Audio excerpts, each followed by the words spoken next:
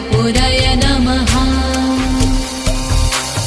ॐ ह्रीं श्रीं क्लीं श्रीं कुबेराय अष्टलक्ष्मी मम गृहे धनं पुरय नमः।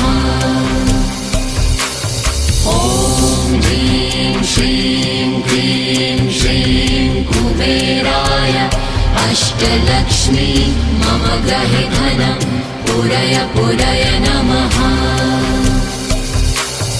ॐ ह्रीं श्रीं क्लीं श्रीं कुबेराय अष्टलक्ष्मी मम गृहे धनं पुरय नमः।